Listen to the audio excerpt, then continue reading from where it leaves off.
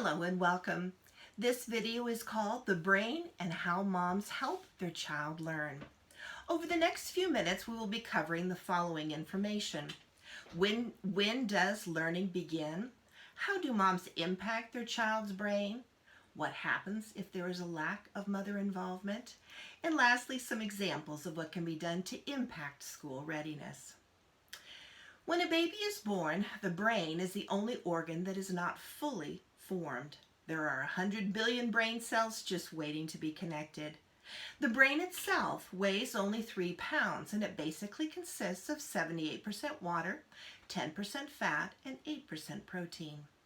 Each side of the brain does different things and processes the information differently.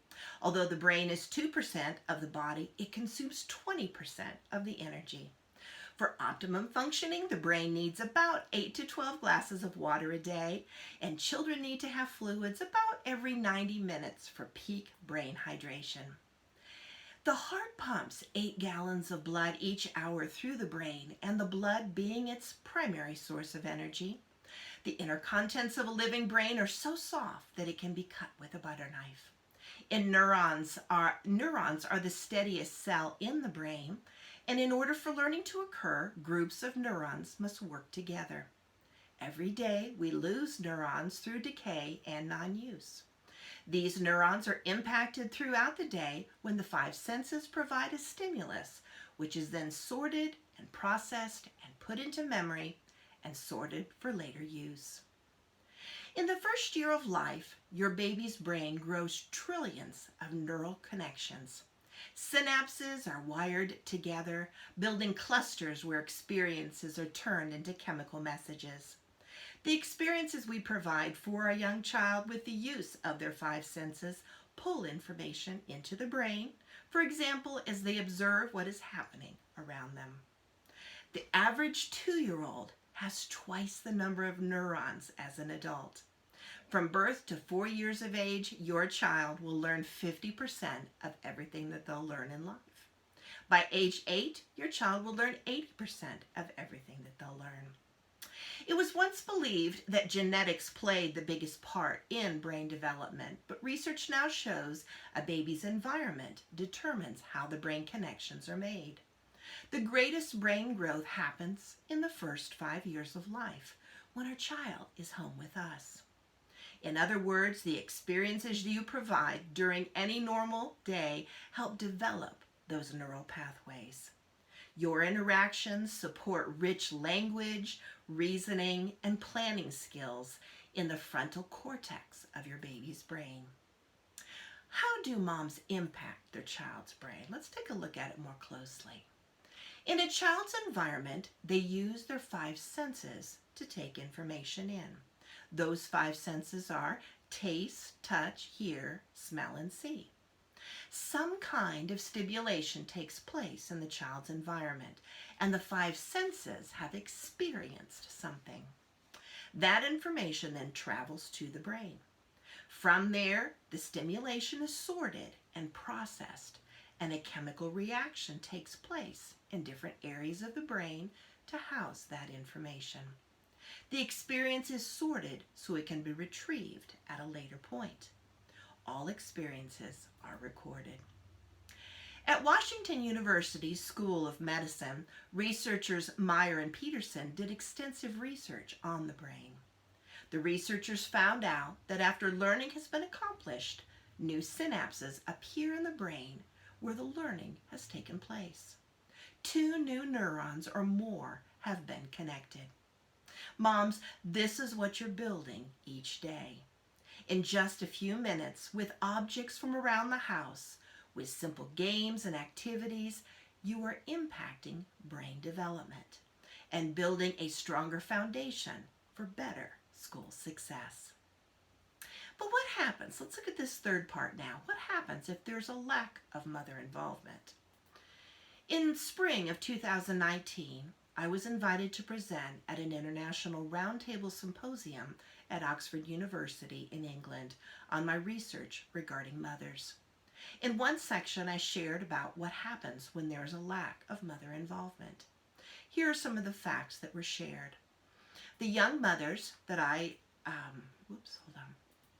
The young mothers that I worked with actually struggled to find time to spend with their young child.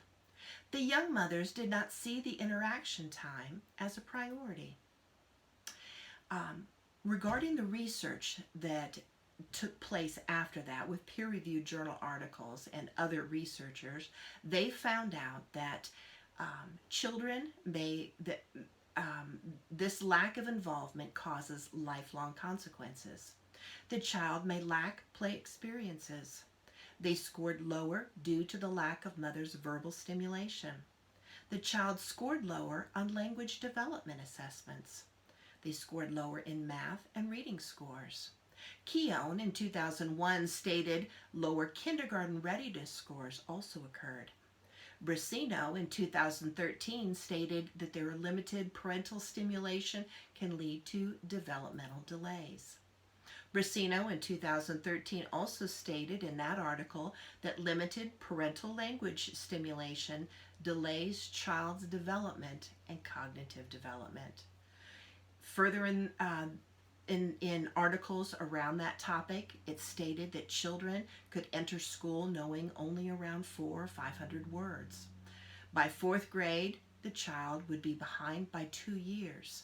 And by being a senior in high school, the child could be behind by up to 4 years. In other words, your verbal conversation, bonding between you and your child, and play experiences all establish a better foundation for future learning.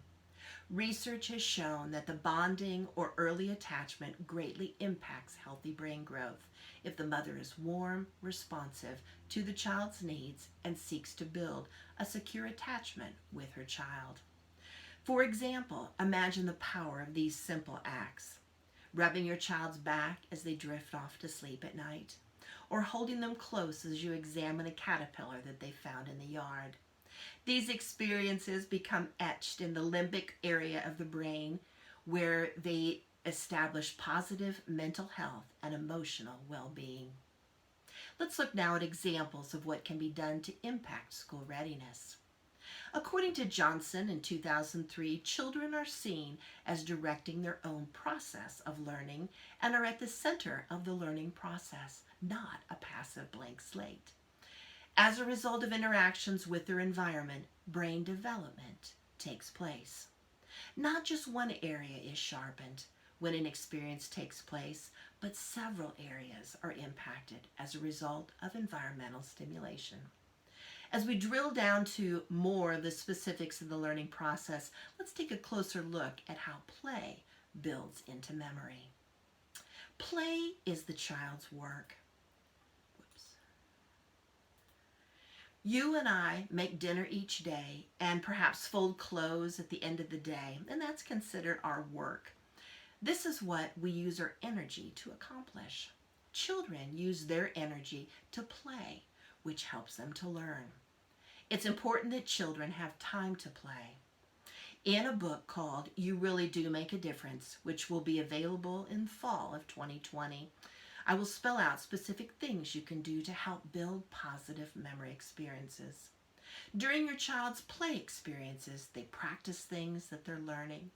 During play, children enjoy the process of learning.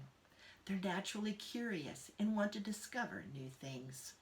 As they enjoy the process, they want to learn more. As a mom, you can help build, teach new words, strengthen bonding relationships, and offer opportunities for play. In other words, at the end of the day, you can literally say, I have been busy today helping to connect new brain cells.